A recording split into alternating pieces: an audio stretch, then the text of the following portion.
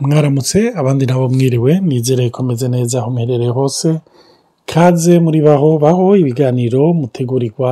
na Nathalie na Olivier tongeye kubashimira abo bose mufata akanya mu kugurura audio tubarungikira hamba mu nyuma mukaduha amakomantere mukatubwira ibiriko birabafasha mukatubaza ibibazo novuga uyu munsi tugeze ngaha kubera abantu badukurikira kubera abantu badutera intege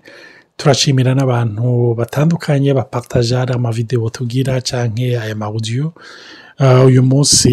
turabona abantu ari kuri YouTube badukurikira cyangwa bazihanahana muri WhatsApp n'abadukontakta babandanya bagwira kandi turabishimira Imana tunashimira Imana na cyane kubona abantu bariko barahinduka abantu bariko barakogwa ko sinababwira intahidura turonka chaque semaine ziratwirura tukumva yuko tutariko turatumwanya kandi ijambo ry'Imana n'imbuto itabora turazi yuko ahibigwe irafise ico iba ije gukora mu buzima bwacu rero tugomba gusa n'abasozera kuri cya gikomere cyo gutabwa la blessure du Roger twarayibonye twarayivuze ko turavuga n'ibituma abantu batabandi hama uyu munsi rero tugomba kuvuga yuko hari ubutumwa bwiza nimba warabaye rejete kudekriva igikomere cyawe kumbure birashobora kugutuma usubira kwibuka kuko hari ibikomere byinshi abantu baba barahuye nabo navyo bambe hama ugasanga barahibihufura muri bo ugasanga basa n'abagerageza kuvyibagiza après des années ukamenga baravyibagiye mugabo mu reaction yabo ukabona yuko by'ukuri ari amareaction ari puse n'igikomere kiba carinyegeje muri bo rero kumenya kwico gikomere arico kigutuma uhunga kuko twarabonye yuko umuntu yakomerekeje n'ico gikomere cya Roger yambara masque du fuyant donc uyu muntu menga guma kwepa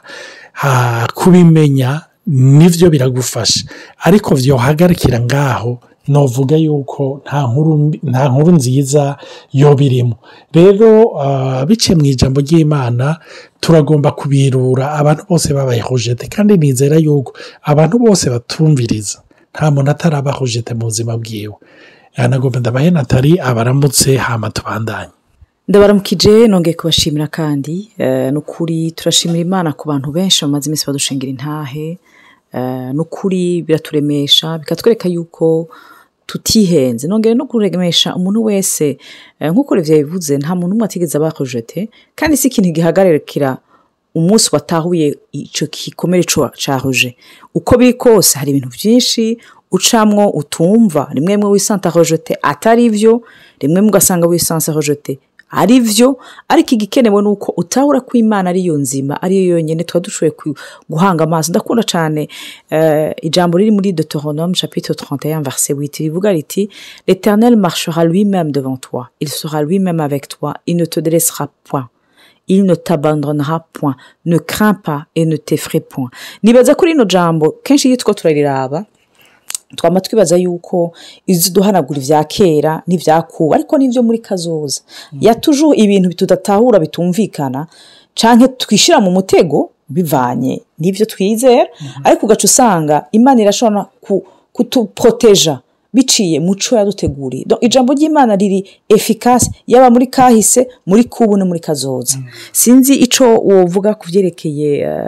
la bonne nouvelle par rapport au Roger umuntu yovuga iki exactement ikintu nagomba kubabwira bihwanye n'ubutumwa bwiza umuntu yobwira ku muntu ari rejete kandi iri jambo ry'ubutumwa bwiza nagomba kumbure nawe utangure kurikoresha kugira ngo uripartage abo bose bagukikuje nagomba kukubwira ngo Roger burya inkomoko yayo iva he iva kuko umwana w'umuntu yahoje Imana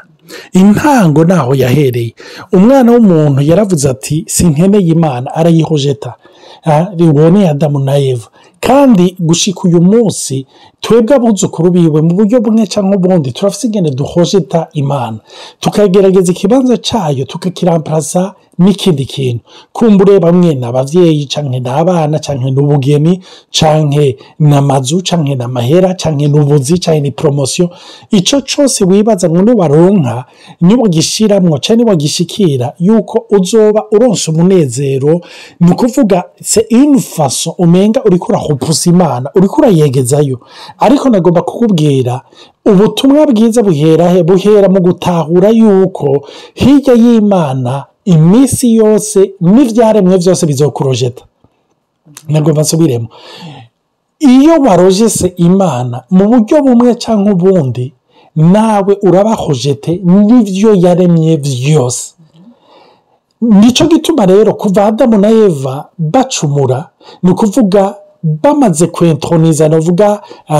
kameremere yabo bamaze gushira ku ntebe y'inganji, uko babona ibintu bakajya kuri ca camwa cyo kumenya ikibi n'iciza, aho bavuga bati nitwe tugomba kudesida pour notre propre vie. ugiye kuraba nk'aya masosiyete tubayemwo yitwa ko ateye imbere, n'amasosiyete yose ahuriza ku kintu kimwe, n'abantu bavuze bati ntidukeneye imana, no mu makonstitution yacu no mu migambi yacu kuramwo imana turashobora kuvyigezamo, turashobora kubishikamo. ni ukuvuga barafise ingene bahojese imana, begeje y'imana. ariko hariyo n'abantu bakijijwe bitwa ko basenga mugabo basa n'abegeza y'imana, no pas ouvertement, atari mu buryo bweruye, ariko kuko mu vyiyumviro vyabo bafise ivyiyumviro vy'isi. nico gituma Pawulo atubwira mu Baroma ikigabane ca 12 umurongo wa 2, ntimwishushanye n'ivy'iki gihe, kuko ivy'iki gihe la mentalité du monde, ivyiyumviro vy'isi nibigerageza kukwereka yuko ushobora kuvyishikanamo. turavye nk'aya masosiyete tubayemo, hariyo systeme novuga sociale, donc barashobora kuguha amadeni, barashobora kuguha imfashanyo, barashobora kugira, donc ni ibintu bigufasha kandi ni vyiza, ariko rimwe na rimwe hari igihe ucumenga nivyo vyonyene ukeneye. rero na bonne nouvelle niye, ni ukuvuga iki? ni ukuvuga umwana w'umuntu yataye imana, amaze kwegeza y'imana, la conséquence yabaye iyihe? nuko ivy'imana yari yaramubirememwo vy'ubutunzi vy'amavaleur bici biraba perverti, bici birononekara, bici biratotahara mu mwanya mutoyi, bici biva mw'ivyo bikomere vyose tubona. mwibuke yuko twagumye tugaruka ku kintu ngo umuntu atanga ico yahawe. umwana w'umuntu ico yakiriye kuva ataye imana canke ahojese imana, nuko mu mutima wiwe, umutima wiwe waraboze, warapfuye. donc uyu munsi tuvyagwa n'abantu, bavyawe n'abantu, nabo bavyawe n'abantu, tugahera ku wa mbere abahojese imana, maze baca berita umutima wapfuye nabi. rero abo nabo batuvyaye baduha ico bahawe. hama rero haca haza uwundi nawe avuka yambaye umubiri, uwo nawe ni Yesu.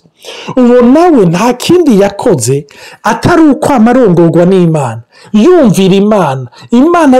ayiha ikibanza ca mbere, ayikunda n'umutima wiwe wose, n'ubwenge bwiwe bwose, n'inkomezi ziwe zose. ariko mu rukundo yari adufitiye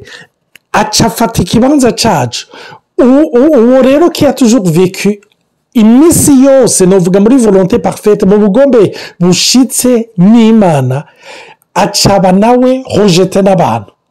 aca yambara icaha cacu, yambara kameremere yacu, ku buryo muri sentete canke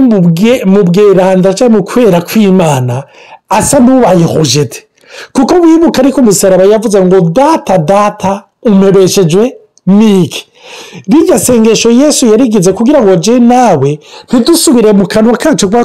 tukivuga ngo uduhebeshejwe niki. umva, twebwe turazi ico tuma duheba. aha ndabivuge neza, twebwe turazi ico tuma aduheba. ndi kameremere yacu,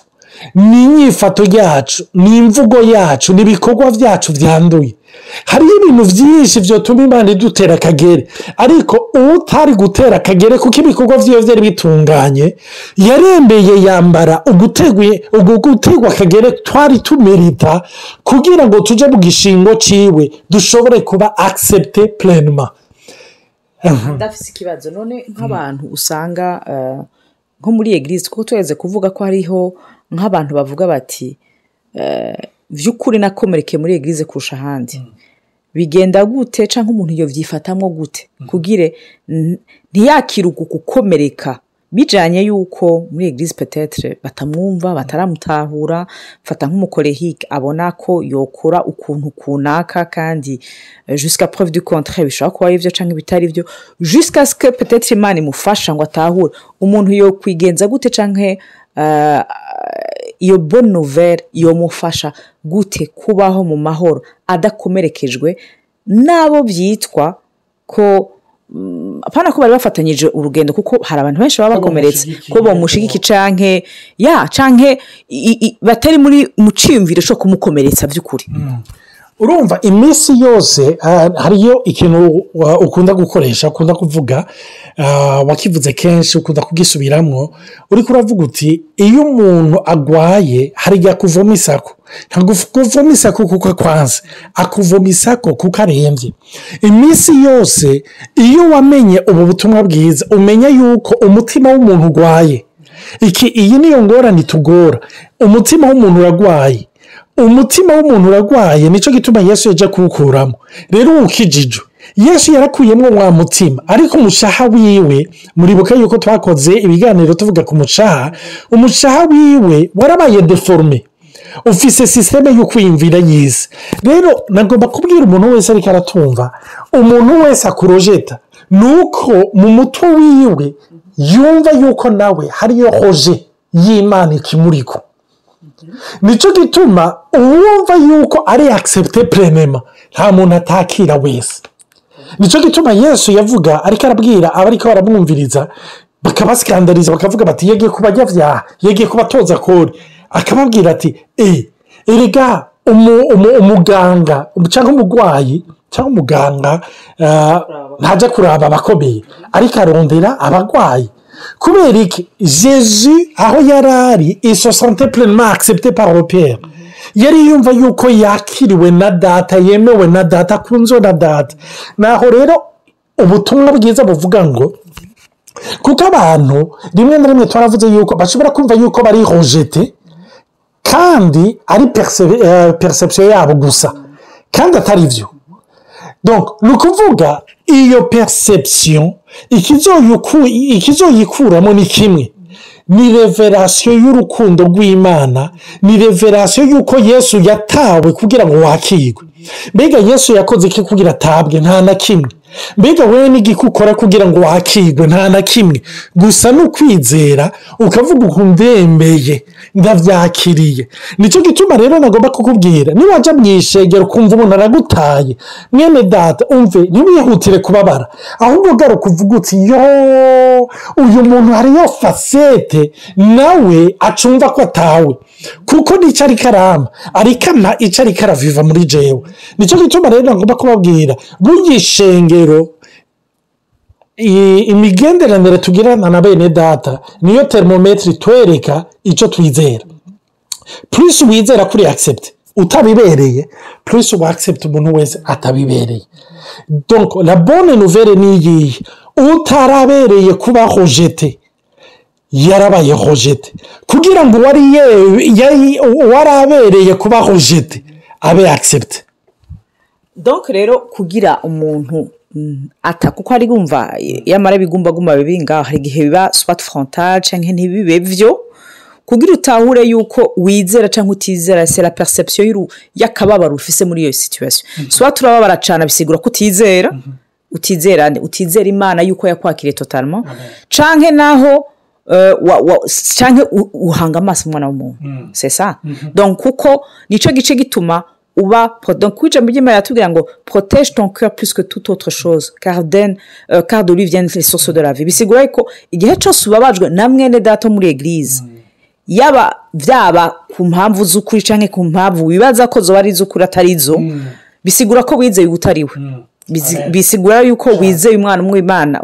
umwana w'umuntu ukora kwizera umwana w'umuntu ntibisigura ko baje mu mafutiste ariko byerekana mu mutima kameme ko wahagarariye kuca umwana w'umuntu akubwira kurusha kwica Imana ikubwira by'ukuri c'est ça cyane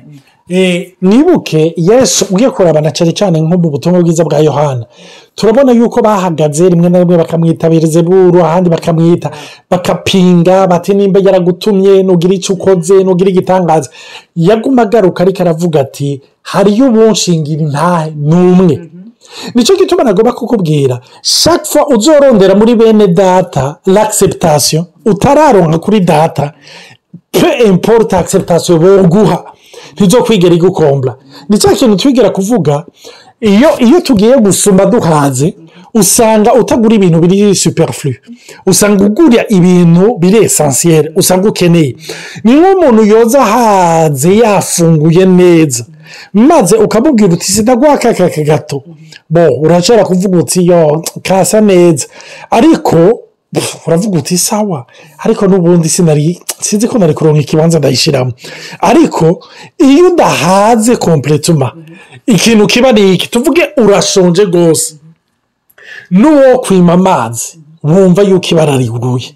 Donc ikintu kiba ni iki, ni ukumva yuko uri tellement et totalement accepté par Dieu, kandi uri accepté kubera iki, kubera ico Yesu yakoze. Kuko iminsi yose iyo habaye hoje ikibazo, kandi na Satani arabidufashamo cyane, akuzanira icyumviro ngo ni kubera wakoze bijya, ni kubera wavuze ukuntu, kubera wadekonye, ni kubera wagize, donc ukamurondera kuri wewe. Ariko la bonne nouvelle ni ivuga ngo uri totalement accepté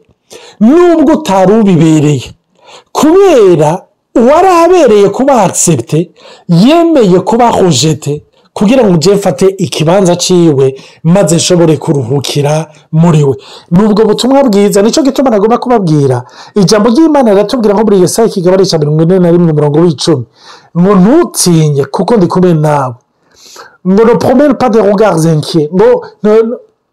amaso yawe ntuyarabishe hirya no hino, kuko ndi Imana yawe, nije ndagukomeza, ngo kandi ndaza kugutabara, ngo kandi ndagushigikiza ukuboko kwanje guhambaye, ukuboko kwanje gukomeye. Nico gituma nagomba kubatera intege rero mwese muri ko baratumviriza uyu munsi, ntutinye. Twaravuze yuko umuntu qui se sent rejeté cyangwa qui a été rejeté réellement, yatawe, ikintu kiba muzima bwiwe nuko yambara masque du fuyant. Donc no kuvuga agerageza gusa n'ukwepa n'ubuhunga. Nagomba kukubwira ntugahunge, kuko ushigikwe n'ukuboko kwiwe kw'iburyo, ukuboko kudasanzwe. Ijuru riragushyigikiye, ijuru riri kumwe nawe, kandi umve ntuzopfa utawe, ntazopfa akuretse, arakwitayeho, aragukunda mu rugezo rudasanzwe. Rero Imana ibahezagire, mugire ijoro ryiza, abandi nabo mugire umunsi mwiza. Amen.